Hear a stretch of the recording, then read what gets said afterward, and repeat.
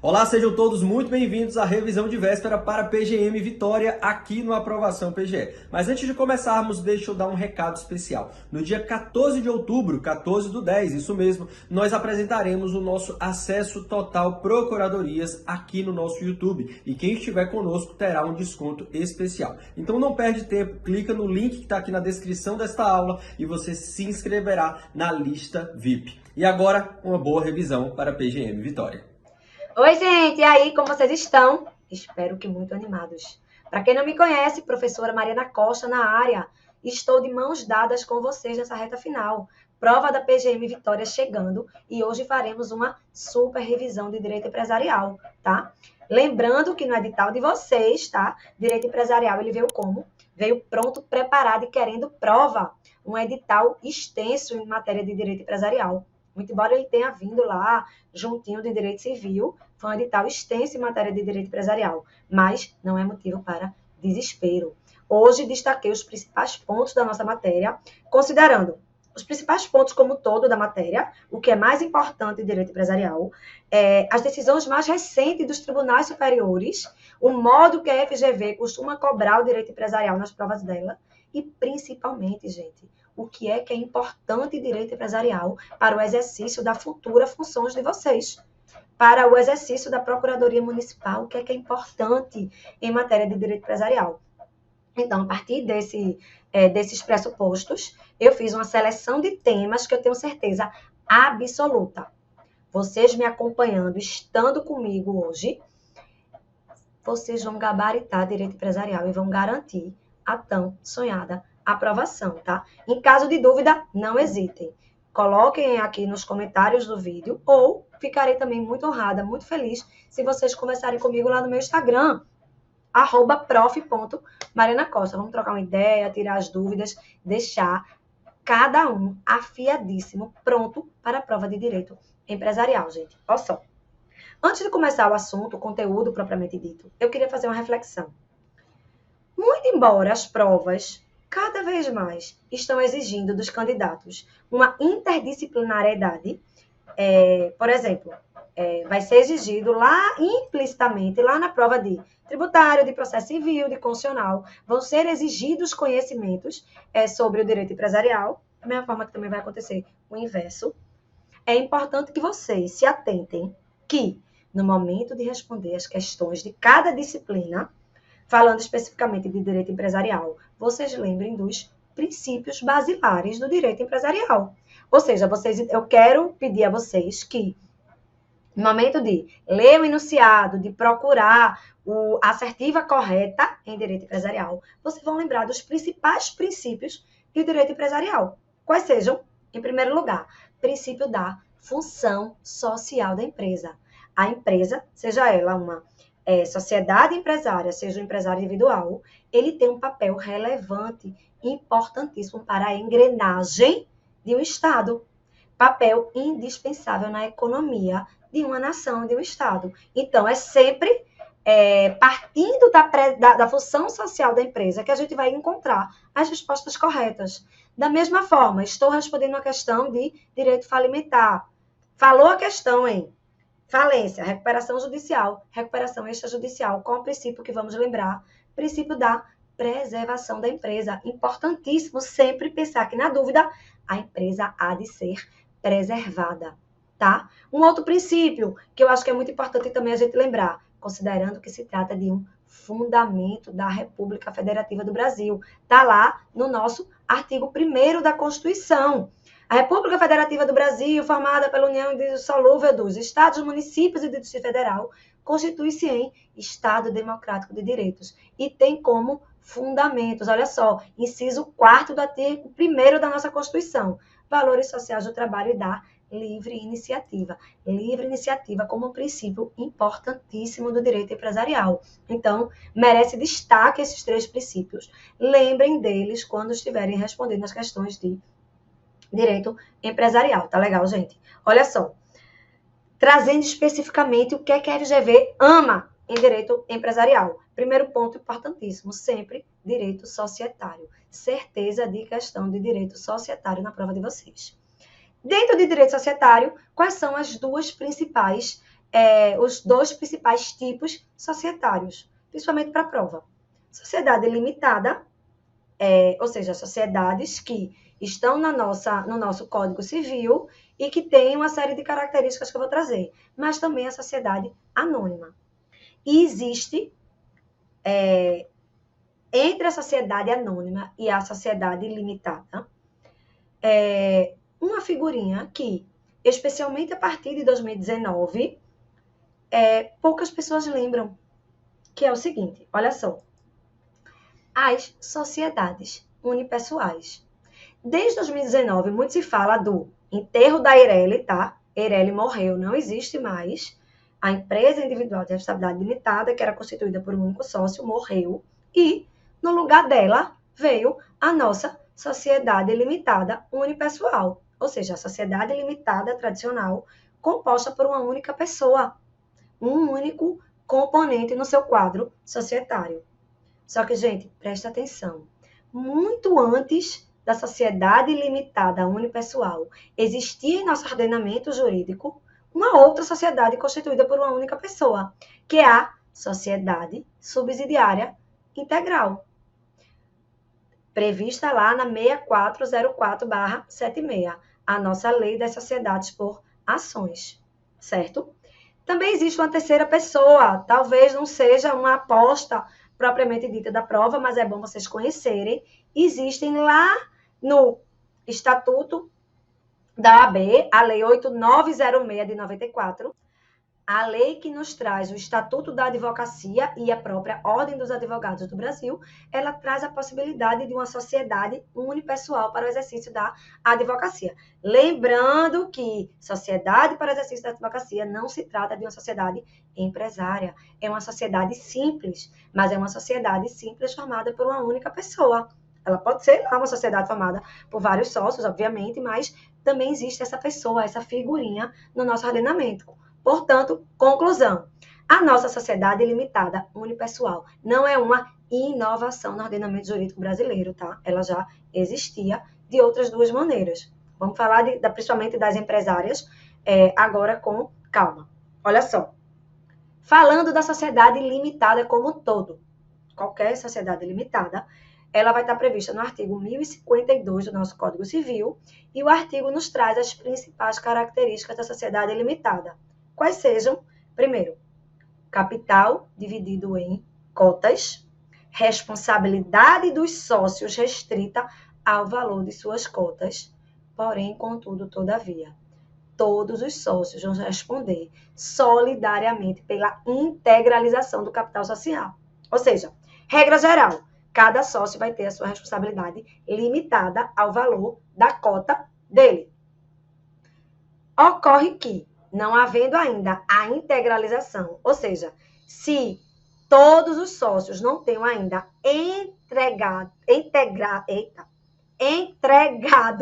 integralizado o capital social, se alguém deixou de entregar o valor que lhe é devido para a formação do capital social daquela empresa, todos os sócios vão responder solidariamente por esse valor, certo? Até a integralização, regra, sociedade solidária. Após a integralização, cada sócio somente vai responder pelo valor correspondente às suas cotas. Essa é a regra de toda e qualquer sociedade limitada. Ocorre que os parágrafos 1º e 2º desse artigo 1052, ele nos trouxe, a partir de 2019, a nossa queridinha sociedade limitada unipessoal. Ela que ficou conhecida na praxe do direito empresarial como SLU, essa sigla não está em nenhum diploma legal, tá? Então, a gente vai se referir a ela como LTDA unipessoal. É a sociedade limitada que vai ser constituída por uma única pessoa e que a essa sociedade vão ser aplicadas todas as disposições pertinentes à sociedade limitada como um todo, inclusive no que se refere ao documento de constituição dessa modalidade societária, certo? Então, essa é a nossa sociedade limitada unipessoal. Mas, conforme eu falei há pouco, na nossa 6404, na lei das SA, existe a figurinha carimbada de uma outra modalidade de sociedade constituída por um único sócio. É a sociedade subsidiária integral, constante lá do artigo 251. Olha só. A companhia pode ser constituída mediante escritura pública, tendo como único acionista uma sociedade brasileira. Gente, presta atenção. A sociedade subsidiária integral, portanto, é uma companhia, uma sociedade anônima, que vai ter um único sócio. Mas esse único sócio não é uma pessoa física, diferentemente do que acontece lá na sociedade limitada unipessoal. Esse único acionista é uma outra sociedade brasileira. Certo? Então, se cair na prova de vocês uma questão, assinale a assertiva correta. No ordenamento jurídico brasileiro, somente existe uma única modalidade de sociedade empresária constituída por um único sócio, que é a nossa sociedade limitada unipessoal. Verdadeiro ou falso, gente? Falso, porque o nosso ordenamento ele prevê, atualmente, duas modalidades de sociedade unipessoal, sendo uma sociedade limitada, outra sociedade anônima, cujo sócio é uma outra sociedade, desde que ela seja uma sociedade brasileira. E lembrando que ainda existe lá na previsão para a sociedade simples, uma sociedade simples unipessoal, sendo a sociedade unipessoal da advocacia, tá? Entendido? E uma outra observação, gente. Lembrem também, revisão geral agora de societário. A sociedade simples, ela pode eleger na sua Constituição um tipo de direito societário, um tipo societário dos previstos no nosso Código Civil. Desde que não seja uma sociedade por ações, ela pode ser uma sociedade limitada, unipessoal, do 1052, constituída para uma outra atividade que não a empresária, uma sociedade simples, tá? Entendido? Ainda sobre a subsidiária integral. A sociedade que subscrever em bens o capital de subsidiária integral deverá aprovar o laudo de avaliação daquela sociedade, tá? E a companhia pode ser convertida em subsidiária integral, mediante aquisição por sociedade brasileira de todas as suas ações. Ou seja, uma transformação, considerando que a companhia ela era uma sociedade composta de uma pluralidade de acionistas, e todas as ações foram adquiridas por uma única sociedade, deixando de ser uma sociedade anônima, uma companhia com a pluralidade de sócios e passando a ter um único sócio, passando a ser uma sociedade subsidiária integral. Entendido, gente? Ainda dentro de direito societário. Eu queria trazer uma questão que a FGV está ultimamente amando colocar nas questões dela. É a danada das sociedades coligadas. O que é isso, meus queridos e minhas queridas? O que são? Do que se alimentam as sociedades coligadas? Código Civil, artigo 1097. Consideram-se coligadas as sociedades que, em suas relações de capital, são controladas, filiadas ou de simples participação, na forma dos artigos seguintes. Então, primeira característica da sociedade coligada, elas podem ser de 3 maneiras: controladas, filiadas ou de simples participação. Qual a diferença entre essas 3 modalidades de sociedades coligadas? O nosso próprio Código Civil ele nos traz essas respostas. As sociedades coligadas, elas serão coligadas controladas quando a sociedade possua a maioria de votos da outra e, por essa razão, vai ter o poder de eleger a maioria dos administradores, tá? Então, se a questão falar de maioria de votos de uma sociedade por outra, se tratam de sociedades coligadas, se trata de uma coligação de sociedades, tá? Ou ainda se tratar de uma sociedade cujo controle da maioria de voto esteja em poder de outra mediante ações ou cotas constituídas por sociedades ou sociedades por estas já controladas anteriormente. Então, a regra falou de maioria de votos, falou de maioria, poder de eleger, a maioria dos administradores, sempre uma coligação de sociedades.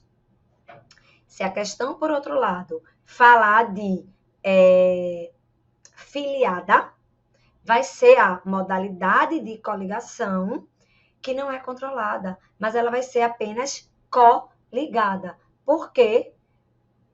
Porque fala, apesar de possuir 10% ou mais, não é uma maioria.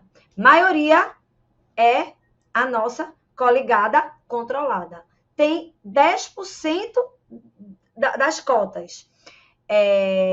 Mas não tem a maioria, a gente vai falar de filiada, ou seja, elas estão lá juntinhas, agarradinhas, mas ainda não é uma maioria. Então, vai ser uma filiada. E, por fim, se tiver uma participação, mas for inferior a 10% do capital com direito a voto, nós estamos falando de uma simples participação. Gente, presta atenção. A própria lógica das 3 modalidades de coligadas, a gente já responde. Se falou de maioria, ela vai ter a sociedade acionista ou cotista, ela vai ter se falou de maioria, ela vai ter o controle daquela sociedade. Se não tem um controle, basta ter mais de 10% do capital com direito a voto, ela é apenas filiada. E se tem menos de 10%, ela tem uma mera participação, uma simples participação. Entendido, gente? Essa danada dessa coligada, veja que há pouco eu falei tanto de cotas como de ações. Por quê? Porque as coligadas, elas também estão lá na nossa lei das SAs, ou seja, estamos fazendo agora uma revisão geral de sociedades anônimas e de sociedades limitadas, trazendo pontos que podem estar, que provavelmente vão estar presentes na prova de vocês. Olha só, a diferença é que na lei das SAs, o conceito de coligadas, ele tem uma peculiaridade. O artigo 243 da 6404 é um artigo que, na verdade, ele está falando de informações do relatório de administração. É um tema muito específico, tá? Mas que, dentro desse artigo, o que eu destaco dele é o seguinte: o conceito de coligadas. São coligadas as sociedades nas quais a investidora tenha influência significativa. Considera-se controlada a sociedade na qual a controladora, diretamente ou através de outras controladas, é titular de direitos de sócio que lhe assegure, de modo permanente, preponderância nas deliberações sociais. E o poder de eleger o quê? Tal qual o nosso Código Civil, a maioria dos administradores. Então, aqui a gente traz um conceito mais subjetivo de influência significativa, certo, gente? Então, preste muita atenção nas sociedades coligadas. A FGV adora essa figurinha. E, às vezes, a gente, quando lê esse nome, não lembra exatamente o conceito e já fica logo nervoso e termina se embananando no momento de responder a questão. Não pode mais acontecer isso, você já tem na ponta da língua o conceito de sociedade coligada. Olha só, próximo ponto que eu queria destacar com vocês. Um tema que não é novidade, tá? Que é a danada da desconsideração da personalidade jurídica. Uma medida excepcional, uma medida transitória, prevista lá no artigo 50 do nosso Código Civil, né?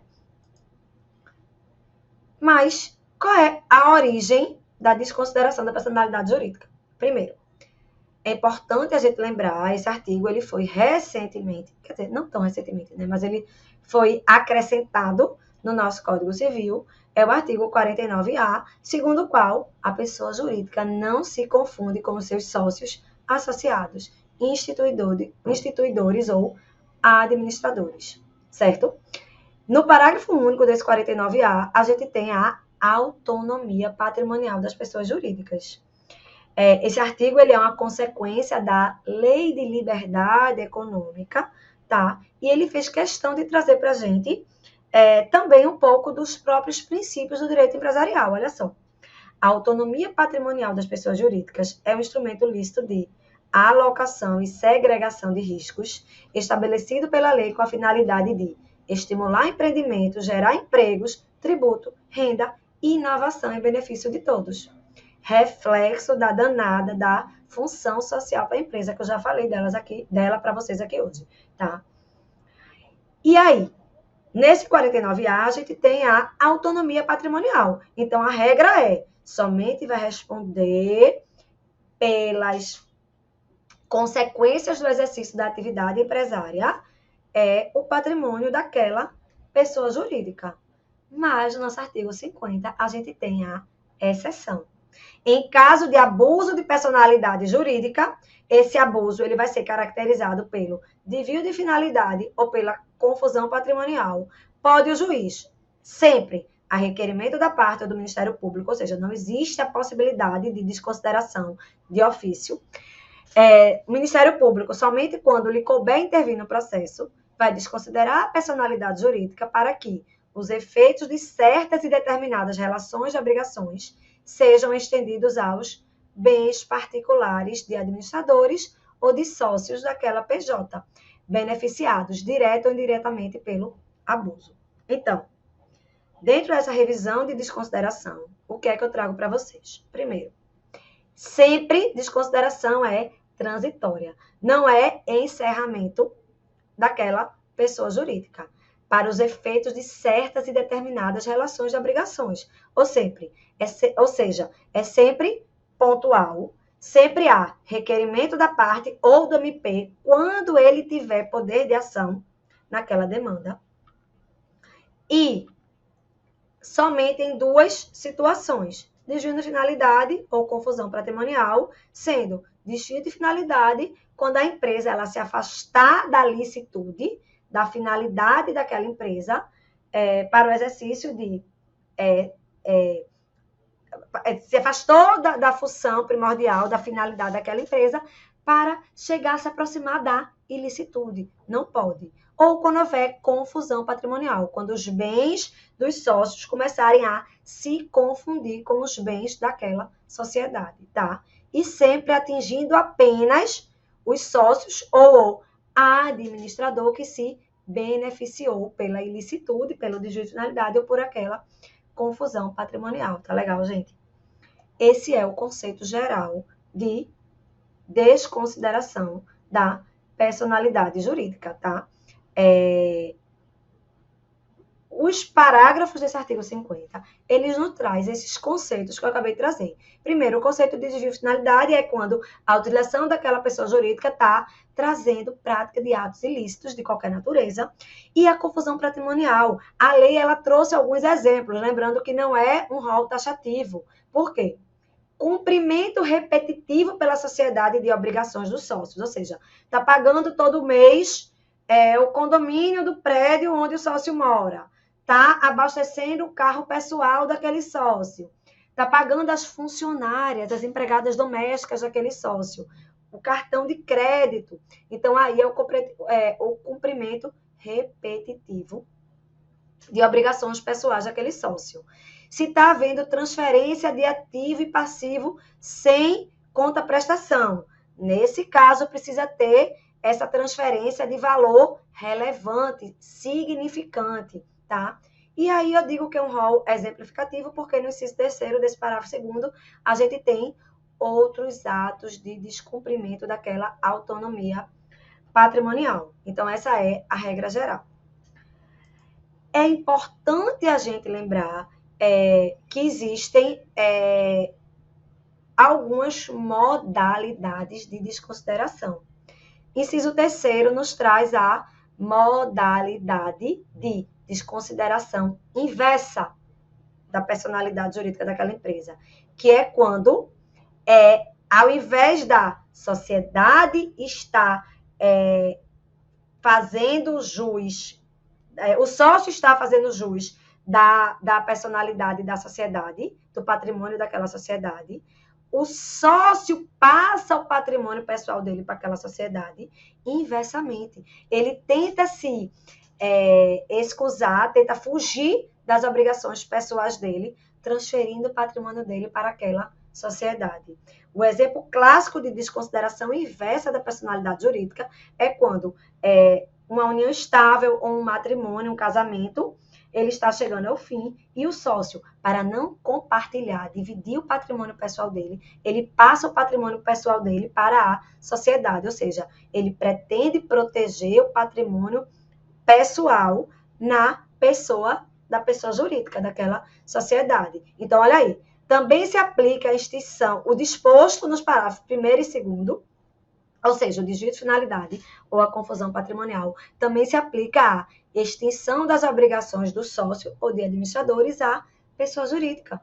A pessoa física, o sócio, filho de uma mãe, está tentando esconder o patrimônio dele no escudo protetivo da sociedade. Não pode. Então, o juiz ele vai desconsiderar a pessoa jurídica, desconsiderar a personalidade da sociedade para que as obrigações pessoais do sócio sejam cumpridas por aquela PJ.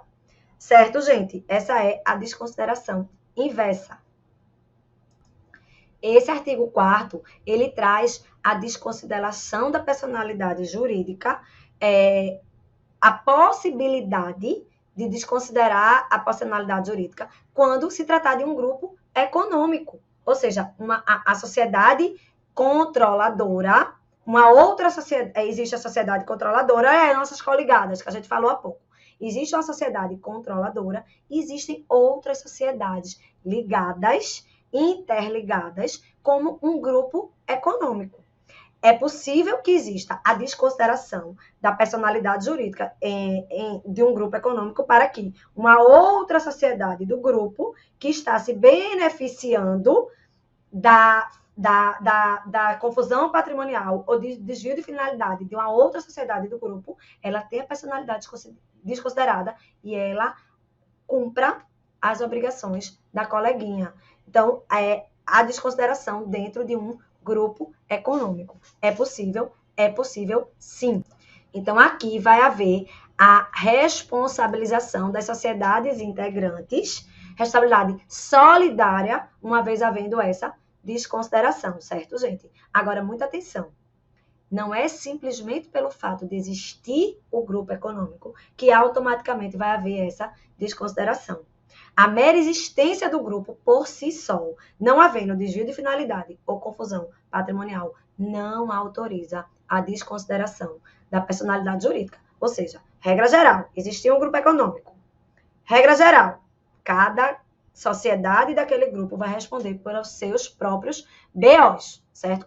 Ado a ado, cada uma no seu quadrado. Essa é a regra, tá? Mas, havendo indícios de desvio de finalidade ou de confusão patrimonial dentre as sociedades coligadas, é possível que exista a desconsideração e as obrigações de uma coleguinha vão ser cumpridas pela outra. Certo, gente? Por fim, uma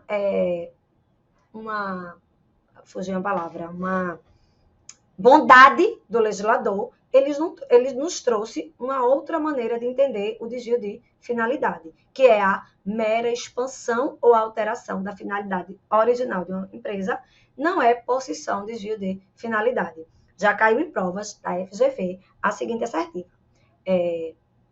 É passível de desconsideração da personalidade jurídica a sociedade que instituída originalmente para o exercício da atividade de alimentos, fabricação e fornecimento de alimentos, ela passou a operar como prestação de serviço. Havendo desvio de finalidade original da empresa, é possível a sua desconsideração. Óbvio que não, gente. Para ver o desvio de finalidade, a gente precisa que tenha, olha aqui, ó, o nosso parágrafo primeiro, ele trouxe o conceito.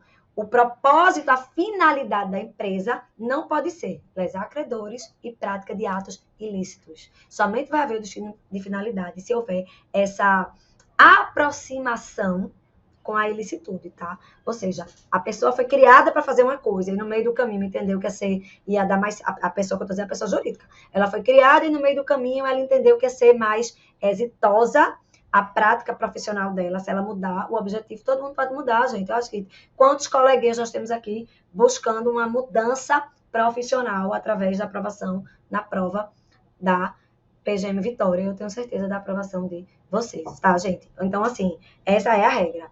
Agora, passou essa revisão de desconsideração, eu quero trazer para vocês uma desconsideração nova, meus queridos. Previsão lá do STJ, previsão recente, só vi cair em prova uma vez. Eu estou sentindo que na prova de vocês a gente vai ter essa pessoa.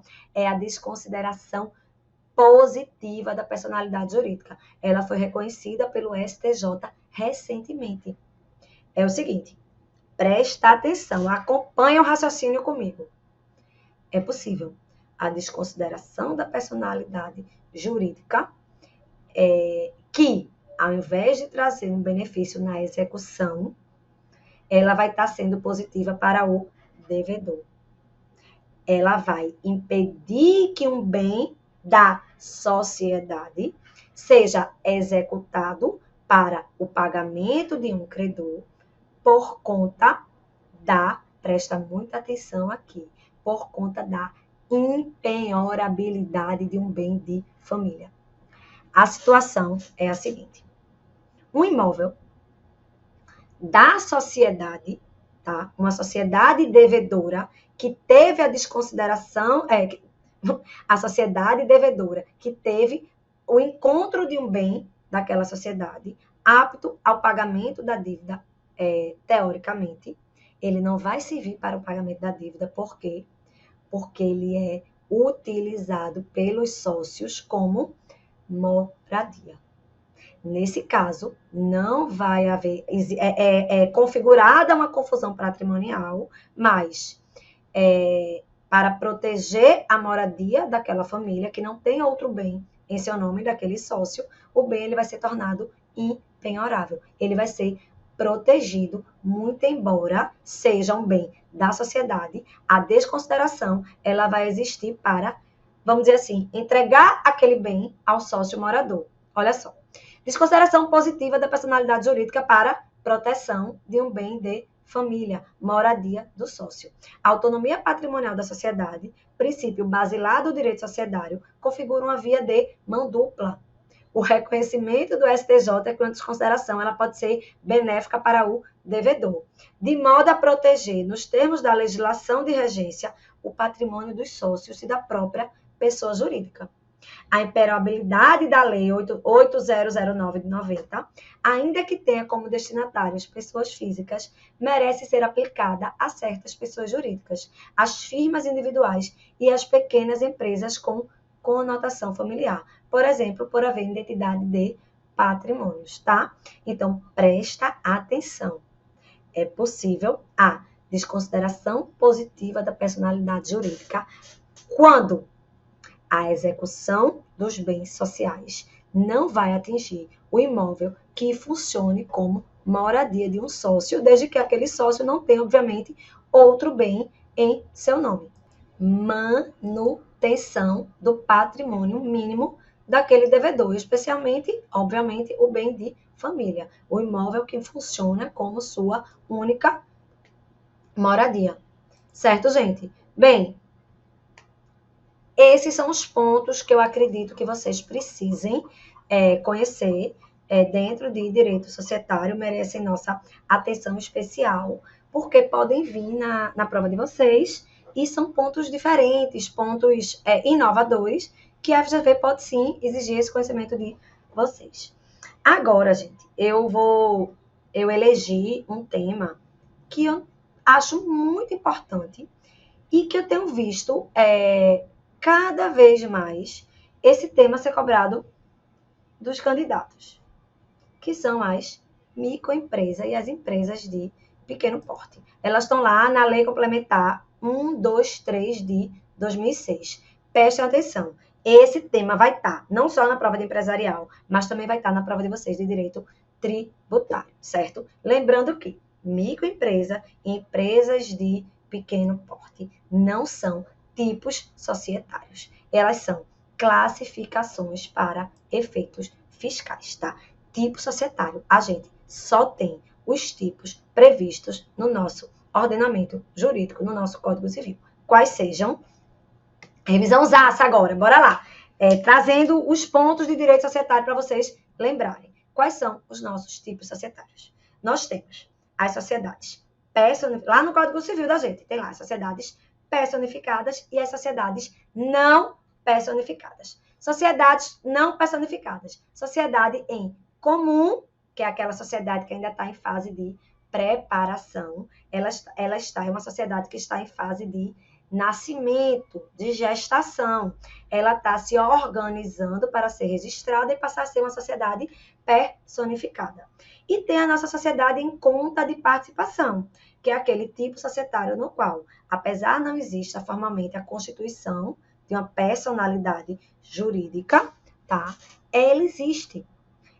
Existem doutrinadores que dizem que se trata muito mais de um contrato do que de um tipo societário em si, porque nós temos uma congruência de interesses para fins de investimento, dinheiro, e execução de uma atividade específica.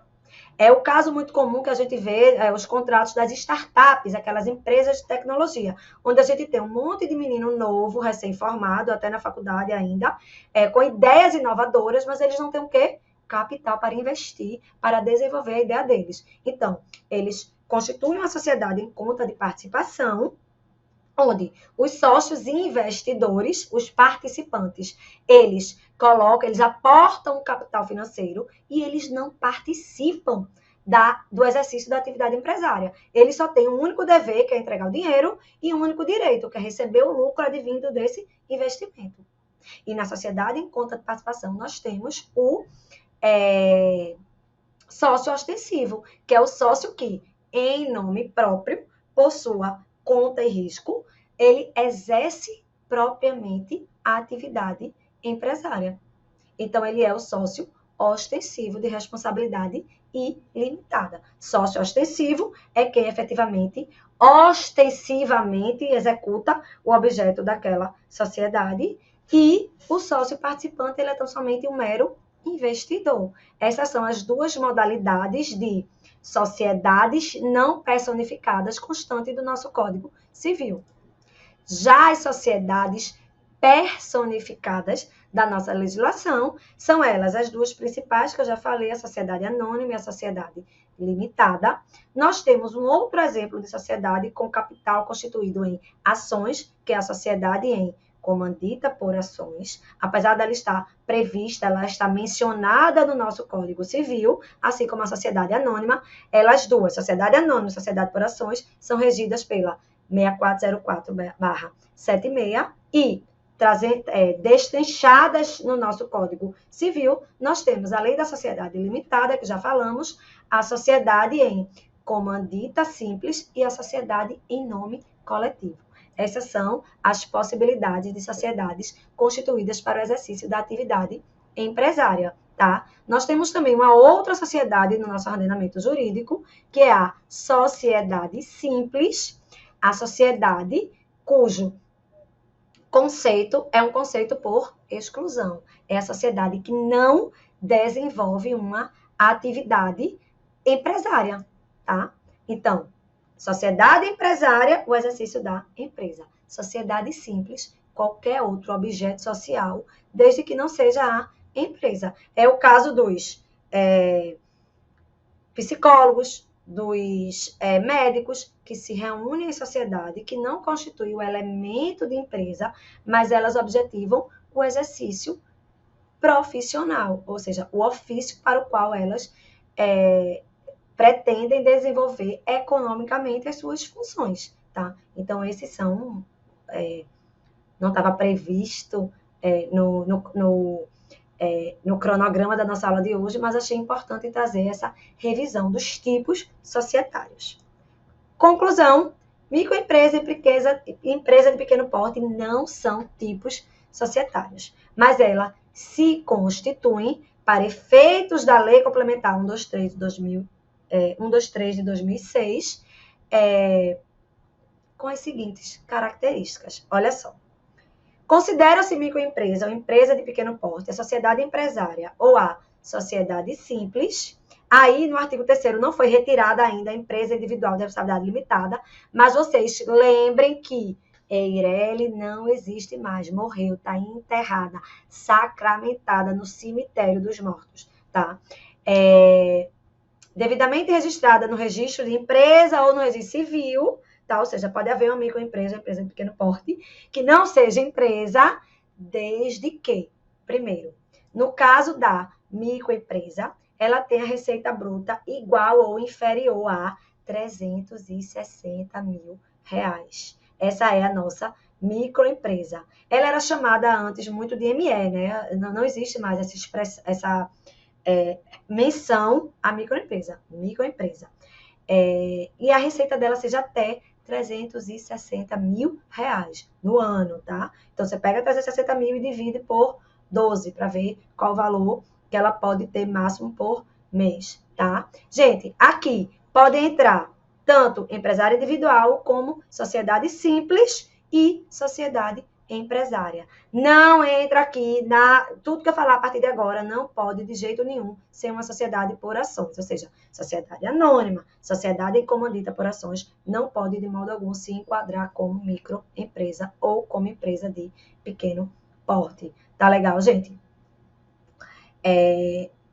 Empresa de pequeno porte. A receita dela vai ser entre os 360 mil e 4 milhões e 800 mil reais por ano. Então, esse é o limite, o parâmetro, a classificação para efeito fiscal.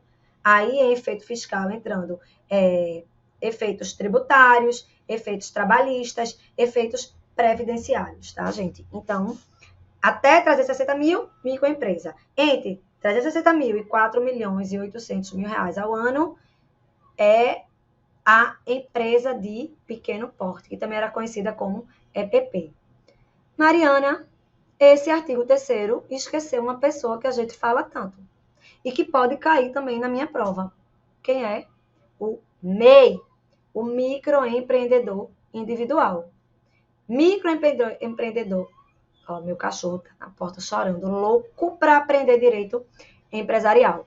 Gente, presta atenção. O MEI atenção aqui, o microempreendedor individual é apenas o empresário individual, que tem uma receita que não ultrapasse os 81 mil reais anuais. Existem algumas características desse MEI, como só pode ter um empregado, que o salário desse empregado não pode ser um salário de alto padrão, é o piso da categoria profissional. Tem que ser uma atividade devidamente listada na 123. Então, assim, existe essa pessoa, apesar de não estar no artigo 3º, mas você pode, quando eu falar do microempreendedor e da empresa, da microempresa e da empresa de pequeno porte, vocês vão colocar lá o microempreendedor individual. Lembrando que microempreendedor individual não pode ser o quê? Sociedade. Falou de mais de um sócio, falou da constituição de sociedade, foge da possibilidade de ser enquadrado como MEI. Tá legal, gente? Olha só, falei quem pode, falei o limite monetário, mas o parágrafo 4º desse artigo 3º da 123, ele diz quem não pode se beneficiar do tratamento jurídico diferenciado da Lei Complementar 123, certo? Que olha só, eu vou destacar os principais, tá, gente? Não vou ler tudo, não. Mas, se for uma sociedade que tenha outro sócio no seu quadro societário, não pode, tá? Que tenha filial, sucursal, agência, representação no exterior, também não pode. Se existir na Constituição do quadro societário um sócio que tenha a participação, que já seja inscrito como empresário, seja empresário individual, porque aquela pessoa, ou seja, no quadro daquela sociedade, tenha um sócio que também faça parte de outra sociedade que já tenha um tratamento jurídico diferenciado. Não pode, gente, não pode. Se é um sócio, eu, Mariana, eu posso ser empresária, atuante em várias sociedades. Posso. Eu posso me valer do tratamento jurídico diferenciado, dos benefícios da Lei Complementar 123, em todas as sociedades das quais eu faço parte. Não. Não pode ser beneficiado quem? A pessoa jurídica aqui, do capital daquela pessoa jurídica, participe uma pessoa física inscrita como empresário, ou seja, sócio de outra empresa que já tenha as benesses da 123. Aí chorou para ela, tá? Outra limitação, que o sócio seja administrador de outra pessoa jurídica. Também não pode, mas os que vão cair na prova de você vão ser essas duas situações. Primeiro, a sociedade constituída sob a forma de cooperativa. Regra geral, não pode. Exceção, a cooperativa constituída para consumo, aí pode, tá? Lembrando o conceito de cooperativa. Cooperativa é a reunião, a associação de pessoas que reúnem-se para o exercício da atividade econômica delas, mas que não é, de maneira alguma, empresa. Então, a cooperativa nunca, jamais, em tempo algum, ela vai ser empresa, tá? Inclusive, essa é uma limitação, uma vedação legal, tá lá no parágrafo único do artigo 982. Independentemente do seu objeto, sempre a sociedade por ações vai ser empresária e, independentemente do seu objeto, a sociedade cooperativa vai ser sempre constituída sob a forma de uma sociedade simples. Presta atenção nisso. Então, a cooperativa, regra geral, não pode se beneficiar da Lei Complementar 123, do tratamento jurídico diferenciado, exceto se for uma cooperativa cujo objeto daqueles cooperados seja a exploração de uma atividade de consumo. Aí pode. Falou em consumo, CC, comparativa, consumo, pode submeter a 123/2003. Ou seja, pode se enquadrar como microempresa ou como empresa de pequeno porte. Tá? E a outra vedação à utilização do regime jurídico diferenciado é a sociedade que tem o capital dividido em ações. Tá? Eu já falei disso quando eu estava dando o conceito, né, de microempresa e de empresa de pequeno porte, mas lembrem disso, sociedade por ações não pode jamais, em tempo algum, se valer do regime jurídico diferenciado da 123 de 2006. Gente, entrando agora na reta final da nossa revisão. Direito falimentar. E eu vou começar essa revisão do direito falimentar falando especialmente da recuperação judicial das microempresas e das empresas de pequeno porte. Por quê? Porque também na nossa lei de falência e recuperação empresarial, a nossa lei 11.101, também tem lá na 11.101 um tratamento jurídico especial, protetivo, beneficiário para as microempresas e para as empresas de pequeno porte, tá? Que é o seguinte: assim como qualquer outra empresa, a microempresa e a empresa de pequeno porte, ela pode se valer da recuperação judicial. Só que para a microempresa e para a empresa de pequeno porte, existe a opção de escolher, ao invés de se submeter aos ditames gerais da recuperação judicial, ela vai se submeter a um plano especial. Existem muitas críticas, tá, gente, dos doutrinadores a esse plano especial. Alguns dizem que de especial ele não tem nada, que ele é até mais prejudicial às empresas. Mas ele está na nossa lei e eu acredito que pode ser um diferencial na prova de vocês. Então, olha só, conceito geral de recuperação judicial. O que é a recuperação judicial? A recuperação judicial é um mecanismo judicial que tem por objetivo fornecer a um empresário ou a uma sociedade empresária que esteja em crise, que esteja atravessando mares turbulentos, a possibilidade dele superar a situação de crise econômica financeira na qual ele se encontra.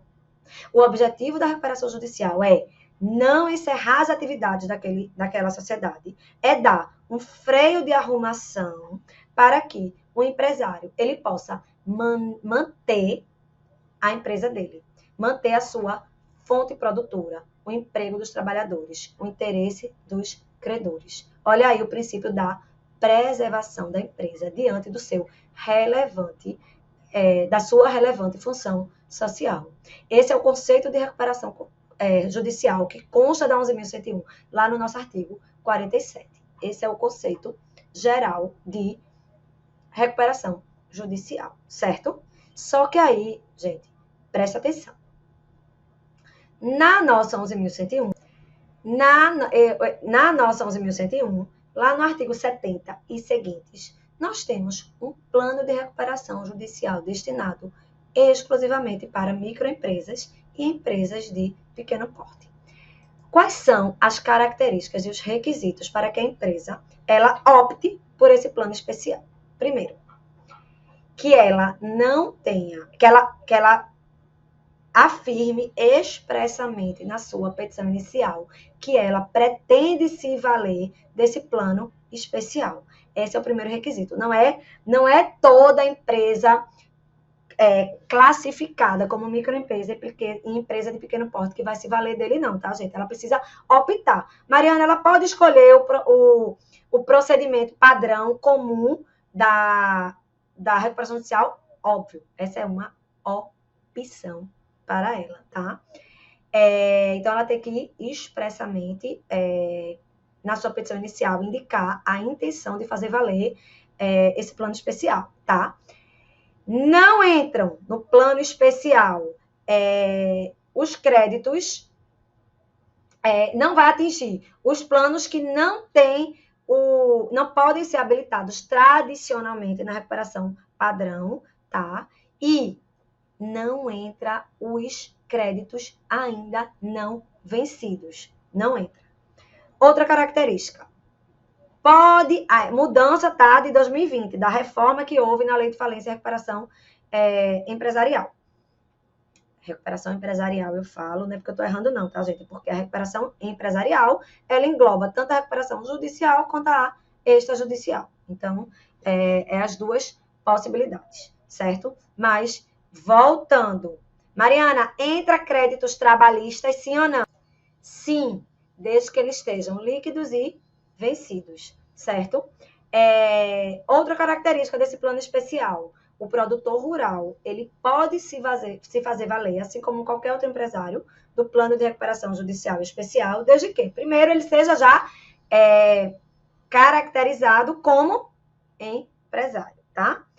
Ele precisa fazer a opção pelo registro como empresário e, após isso, ele pode requerer o plano especial desde que os rendimentos anuais dele não excedam a 4.800.000 reais, tá?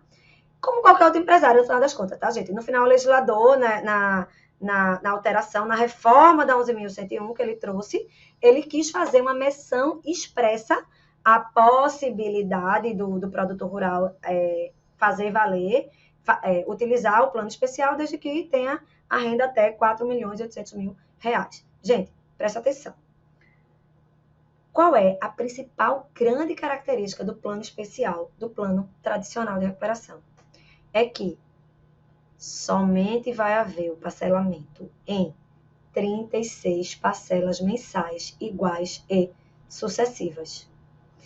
A crescida de juros da Selic podendo conter ainda a proposta de abatimento do valor das dívidas, enfim.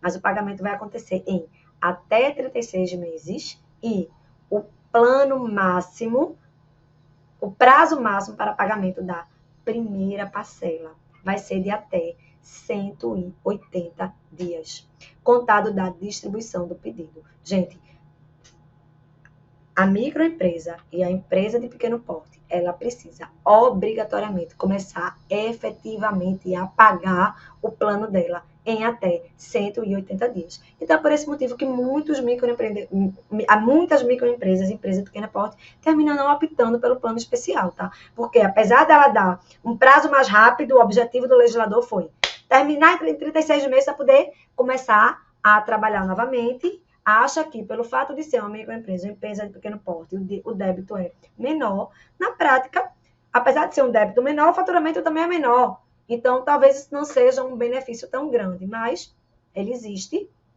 É importante vocês saberem que ele existe. E é isso. E pode ser que caia na prova de vocês. Por quê? Porque não acarreta a suspensão do custo das prescrições, nem das ações e execuções por créditos não abrangidos pelo plano. Gente, a execução fiscal que você, enquanto procurador do município de Vitória, vai estar acompanhando na justiça, ele vai continuar a correr. Aqui no plano especial também não existe Assembleia Geral de Credores para deliberar sobre o plano, ou seja, os credores não vão votar, e o juiz vai verificar objetivamente. Foram cumpridos os requisitos do plano, concedida a RJ, através do plano especial, certo, gente? É isso. Essas são as principais características do plano especial. Falando da atuação profissional de vocês e como procuradores do município, lembrem que não vai acarretar a suspensão do plano de prescrição. Tá legal, gente? Ainda sobre falência e recuperação judicial. Olha só. Trazer rapidamente para vocês aqui a figurinha. Eu vou até sumir aqui, tá, gente? Para poder vocês verem o quadro completo. Figurinha nova. Consolidação processual e consolidação substancial. Mariana, que danado é isso? São ferramentas, gente, também trazidas para a 11.101 com a reforma de 2020. E são ferramentas que permitem à empresas de um mesmo grupo econômico solicitar uma recuperação judicial de forma agregada, de forma conjunta. A principal diferença entre a consolidação substancial e a consolidação processual é que, na processual, apenas vai permitir a unificação dos processos, enquanto na consolidação substancial vai haver também a unificação do próprio plano de recuperação e o pagamento dos credores. Então, olha só, consolidação processual, vai haver um pedido simultâneo da RJ, tá? Desde que empresas integrantes de um mesmo grupo econômico. Ou seja, olha aí todos os conhecimentos que eu estou falando desde o começo da nossa aula, interligados em vários pontos. Nesse caso, apesar de haver uma consolidação processual, cada devedor, ou seja, cada empresa integrante daquele grupo econômico, ele vai manter a sua independência, tá? Ainda que haja a apresentação de um plano único de recuperação judicial, os ativos e os passivos de cada empresa vão ser considerados separadamente, tá? É uma união mitigada. As deliberações em relação ao plano vão ocorrer em assembleias gerais independentes, certo? A própria instalação e o modo de votação daquela assembleia vai ser considerado separadamente, tá? E aí, na consolidação processual, é possível que alguns devedores obtenham êxito na aprovação dos seus planos e outros não. Ou seja, alguns, mesmo grupo econômico, em se tratando de consolidação processual, alguns membros podem entrar em recuperação e outros vão entrar diretamente em arrasta para cima, falência decretada, certo? Então, essa é a nossa consolidação processual, constante no artigo 69G da nossa 11.101, tá? Os devedores vão estar no mesmo controle, no mesmo grupo econômico, vai haver um controle societário, eles vão poder entrar com o pedido conjuntamente, vai haver uma reunião do procedimento, mas cada devedor vai ser interpretado naquele procedimento como autônomo. É diferente da consolidação substancial, meus amores. Por quê? Porque na consolidação substancial, as empresas terão seus ativos e seus passivos considerados como se fosse um único devedor. Vai haver uma unificação substancial. Na processual, a gente tem apenas um procedimento comum. Aqui a gente tem a essência, a substância daqueles devedores. Ela vai ser considerada conjuntamente. Aqui, meus amores, nós temos uma interconexão, uma confusão entre os ativos e os passivos. Por essa razão, vai ser apresentado exclusivamente um plano unitário, já que ativos e passivos serão tratados como pertencentes a um único devedor.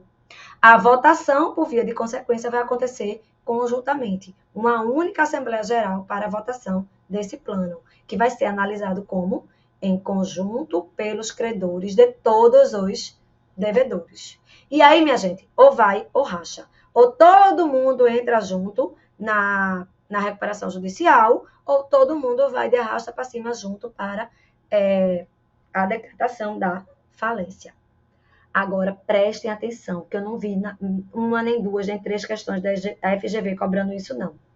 O pré-requisito para a decretação da consolidação substancial é que esteja havendo já em curso a danada da consolidação processual, certo? É um requisito para a consolidação substancial aqueles devedores já estarem em recuperação sob uma consolidação processual. Se não houve o pedido conjunto, não pode haver a consolidação substancial, certo, gente?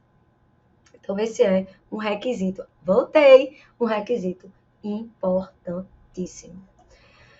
Bem, o último ponto da nossa revisão geral. Vou passar aqui um pouquinho de 1 hora, mas eu tenho certeza que vai ser muito importante para vocês. Por quê? Porque a reforma da Lei de Falência e Recuperação Judicial, lá do final de 2020, trazido pela Lei 14.112, essa reforma, ela reconheceu expressamente a competência do juízo de execução fiscal para determinar a constrição, ou seja, o recolhimento dos bens da empresa recuperanda para fazer face à totalidade do débito. Essa reforma, ela reduziu, por via de consequência, substancialmente a competência do juízo falimentar, do juízo da recuperação judicial, nessas execuções.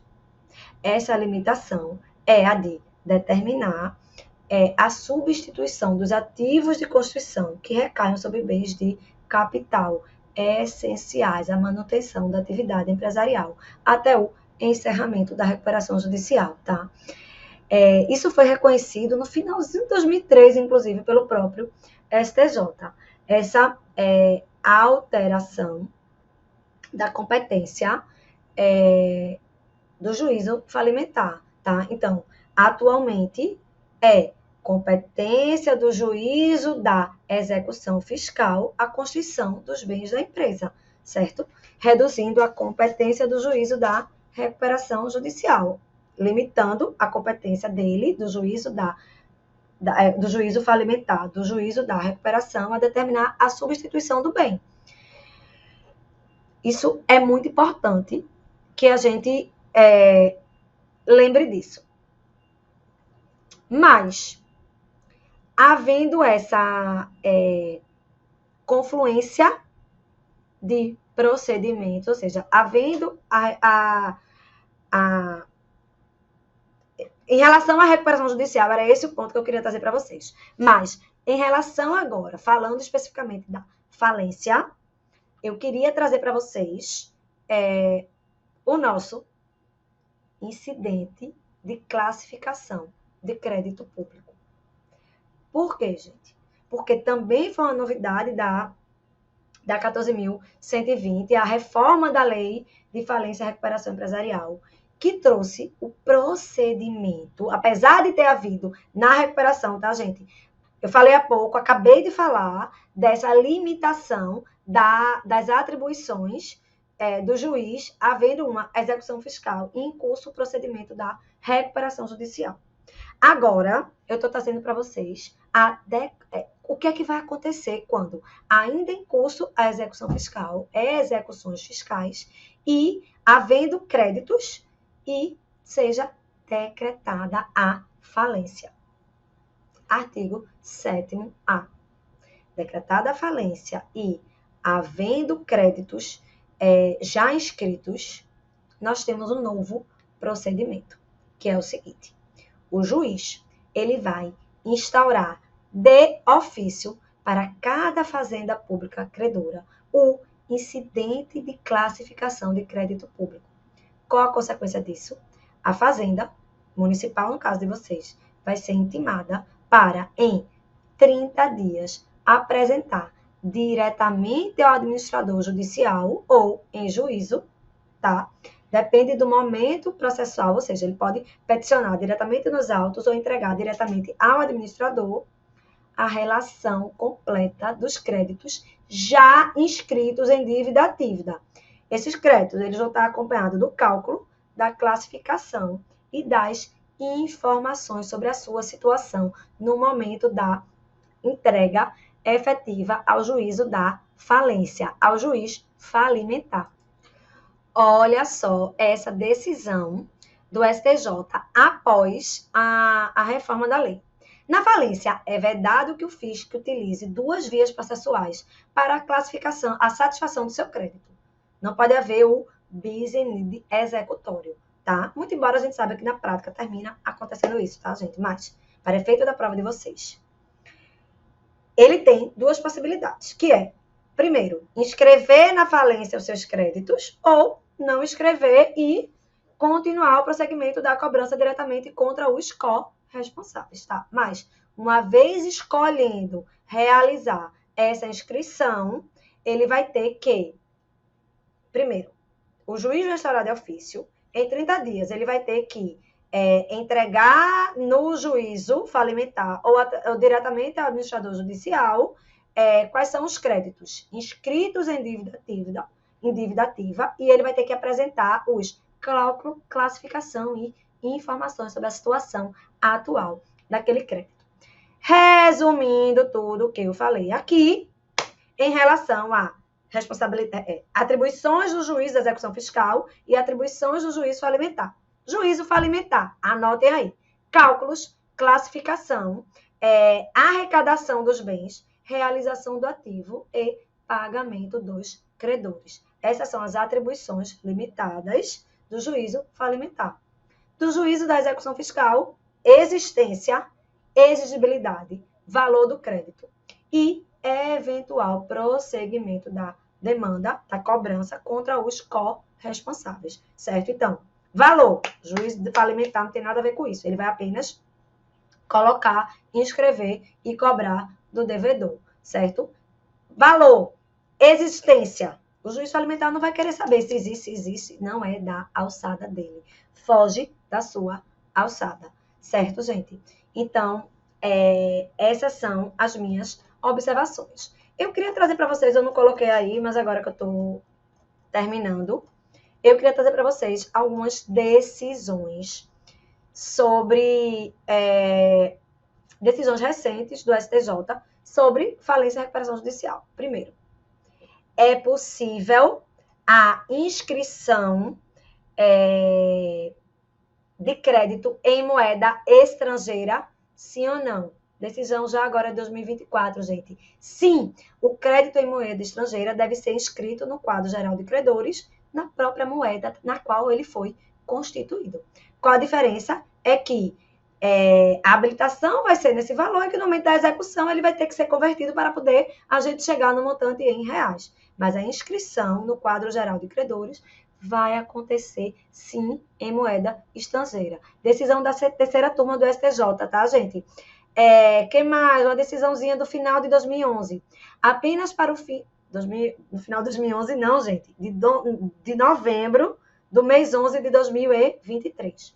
Apenas para o fim exclusivo de mensurar o poder público do credor, titular de crédito em moeda estrangeira, o legislador estabeleceu a necessidade de se promover a conversão do crédito em moeda nacional pelo campo da véspera da data da instalação da AGC. Ou seja, mesmo entendimento repetido em 2024, trazendo a consideração de conversão para fins de pagamento. Certo, gente? Então é isso. Eu desejo a vocês uma excelente prova. Fiquem com Deus. Qualquer dúvida, eu estou à disposição de vocês. Lembrem de manter a calma, a tranquilidade no momento da prova de vocês. E lembrem que eu estou com vocês. Um beijo grande e até a próxima.